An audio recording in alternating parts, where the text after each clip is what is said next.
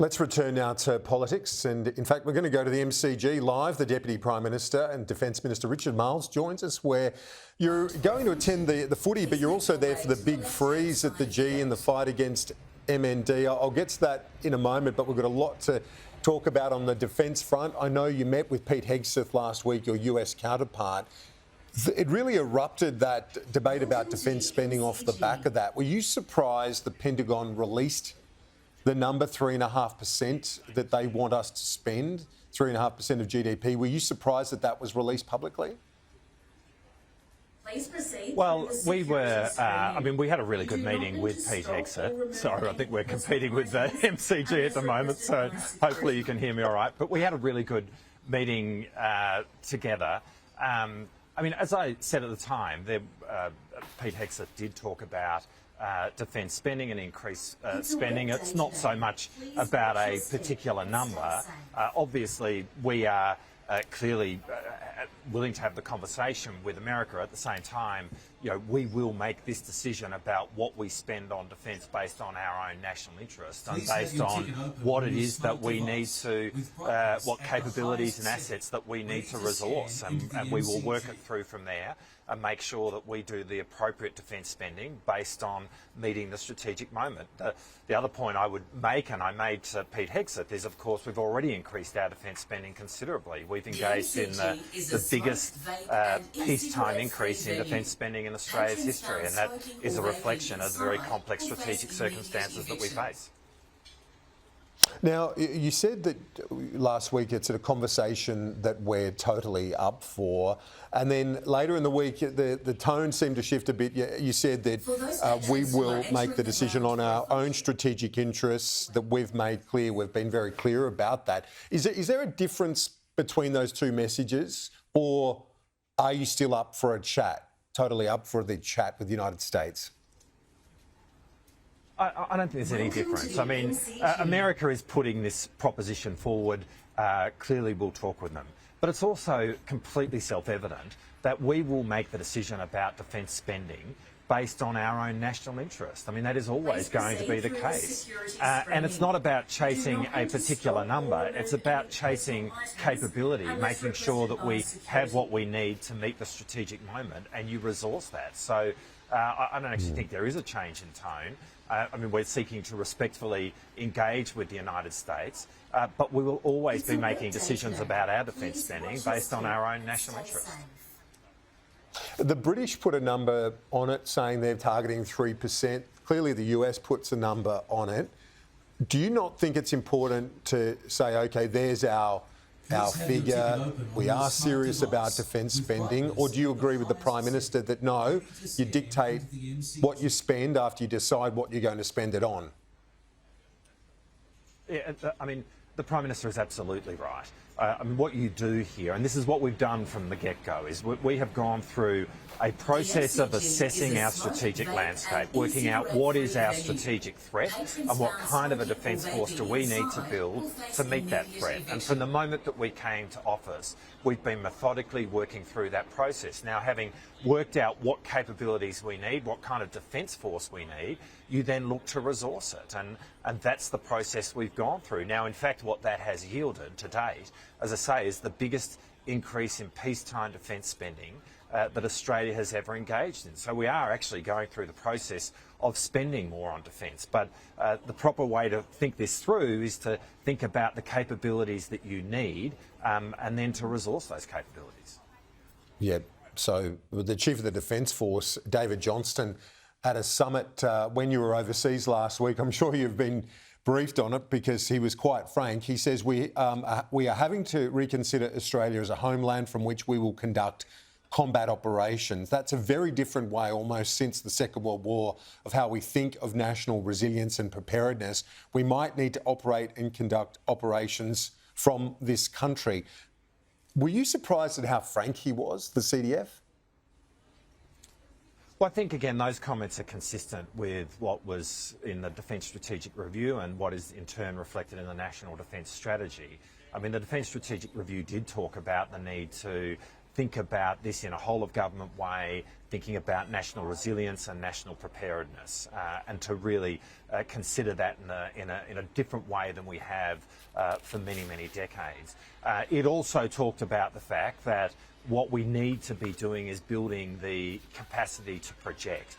This is not so much seeing the strategic threat around the coastline of our nation. It is being able to operate from Australia more than it is about on, if that makes sense. And so when you look at the northern bases, which were a focus of the Defence Strategic Review, which is a focus of the National Defence Strategy, all of that is about building a platform to project so that we can operate from the continent. And that's really what the Chief of the Defence Force was saying when he made those comments during the week. And I think those comments are entirely consistent with what we've seen in the DSR and what we've seen in the National Defence Strategy. And we have been very clear that the strategic landscape that we face is the most complex, in many respects the most threatening since the end of the Second World War, and it really does demand that we do more and that we're stepping up, and that's what you see reflected in already increased defence spending that we put in place. It's 12 o'clock Eastern, it's just gone midday. We'll have our top stories, including the latest in LA and the riots there. I'll ask the Deputy Prime Minister about that in a moment, but Deputy PM, still on defence, I noticed the comments made by the Australian Strategic Policy Institute head, Justin Bassey. Recently he said that Chinese flotilla that circumnavigated Australia, he claimed that the Chinese flotilla was rehearsing strikes on Australian cities, infrastructure and military facilities. Is he right? Well, I'm not about to speculate on that, and I don't think it serves for someone in my role to give commentary about that, other than to say this. We surveilled that ship or that task group from the moment that it came near Australia. We are very aware of what that task group was doing, the exercises that it was engaging in, what it was seeking to be able to demonstrate. Now, I'm not about to talk about that publicly. To do so, in a sense, reveals our surveillance capabilities, but we are really clear about what was going on there. And Australians should know that this was an unprecedented level of surveillance that we engaged in around what that task group was doing.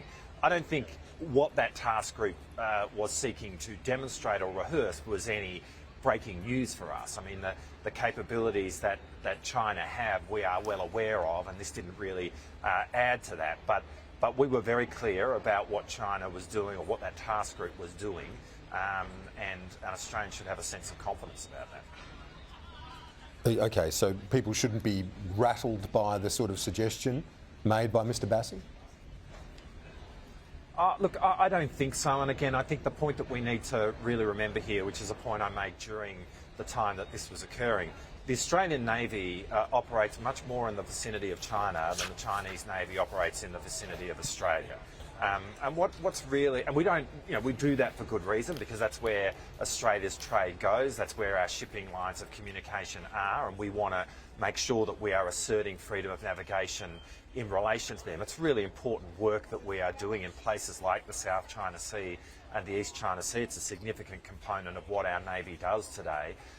And so it's really important that we are not responding in a way to the Chinese Navy being in the vicinity of Australia, which would in some way give rise to a standard that constrained the way in which we were operating in the South China Sea and the East China Sea. At the end of the day, the standard that we operate in accordance with is the UN Convention on the Law of the Sea. Okay. What are our international rights? That's the standard that we should be applying to the Chinese Navy, and everyone acknowledged that that task group throughout its entire period in Australian waters was operating in accordance with international law, and that included even the live firing. All of this debate comes just ahead of the Prime Minister's visit to the G7. How important is it to get a face-to-face meeting with Donald Trump, the US, our most significant security partner and ally? Well, obviously our relationship with the United States is profoundly important, and we have equities in respect of that. I mean, the Prime Minister has spoken with the President on a number of occasions. I'm sure at some point there will be a face-to-face meeting. Our engagement with America matters, though, and that's very clear. And we will continue to make our arguments to America in relation to tariffs, for example, whilst also managing all the defence and security equities that we have with the United States, which we've been doing. Is it a bad look if he can't get the meeting there? If it doesn't happen? Look, well, the Prime Minister has spoken with the President on a number of occasions now. We continue to manage our equities with the United States, and as I've said on many occasions, I am optimistic about the way in which we can manage our relationship with the Trump administration, and that's certainly the case in defence and security, and we'll continue to make the arguments that we do appropriately in respect of tariffs. Is there more that we can put on the table in a military spending sense when they do meet? Well, as I say, we are doing a lot with the United States. We're doing a lot in terms of what we are building with our own defence force. We're doing a lot in terms of an American presence in Australia with the Marine rotation in Darwin, with the establishment of the Submarine Rotation Force West in HMAS Stirling south of Perth. I mean, a lot is going on with ourselves in the United States, and we are working all of that through in a very cooperative way. A couple of other ones before you go. On the trade front, it's a linked issue, obviously, something that could well be on the table when the Prime Minister discusses with Donald Trump. But is there a way to, say, compromise on beef imports that doesn't risk our biosecurity? Well, our biosecurity is profoundly important, and we will continue to put the biosecurity of this continent front and centre. I mean, it has to be the case. And there's not going to be any compromise on the biosecurity of Australia in circumstances where that goes a long way to determining the quality of the agricultural produce of this nation. As an island country, we are free from a lot of diseases that exist elsewhere in the world, and it's appropriate that we are doing everything we can in relation to that. More broadly, we will continue to make the argument in respect of tariffs. We are a trading island nation. An increasing proportion of our national prosperity comes from trade. We are advocates, have always been advocates for an open global trading system. We'll continue to make that argument at large, and we'll continue to make that argument to the United States. How concerned are you by the violence and the clashes we're seeing right now in LA off the back of those immigration policies of the Trump administration? How worried are you that this is a tinderbox we're seeing, not just in LA, but more broadly across the US? Well, look, I'm going to be reluctant to comment on a domestic American matter. At the end of the day, how America operates its own immigration system is really a matter for the United States, and how it manages its own internal law enforcement is a matter for the United States. So, I mean, that is really a matter for them, and I wouldn't comment beyond that. I just noticed a Channel 9 reporter has been hit with a rubber bullet fired apparently by police there on the ground. She's sore but otherwise okay apparently, but it shows you the risks involved in covering that sort of issue. But it's a volatile moment right now there in LA. Well, look, I was unaware of that, but I'm glad to hear what you've just said, that that reporter is okay. Again, we're all watching that on our screens, and people obviously will be acting with appropriate care. You're about to head into the MCG, and as I said, it's a great cause, the big freeze, the fight against MND, and I know you've got commitments in there now, but it is a wonderful cause, isn't it, over many years now, Deputy Prime Minister? Well, this is Big Freeze 11, and I think all of us have been utterly inspired by the advocacy of Neil Danaher in respect of MND.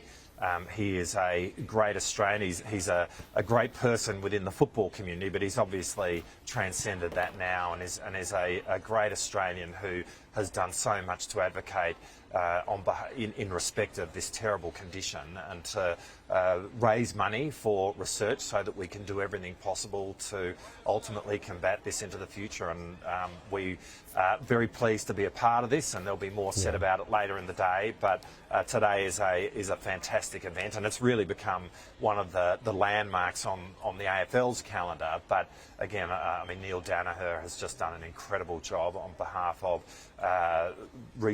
campaigning for research funds for MND and everything he's done in respect of combating that disease. Yeah, wonderful effort, a triumph of human spirit, no doubt about it. And I know this afternoon you don't have a cat in the fight, so to speak, at the MCG, but you're going to stay for the footy? I'll stay for the footy, and as any good Victorian would say, it's we will be barracking for anyone who is playing Collingwood. Exactly right. Thanks, Deputy Prime Minister. We appreciate your time. We'll let you go get your blue beanie on for the fight against MND. Big Freeze, number 11. Thanks.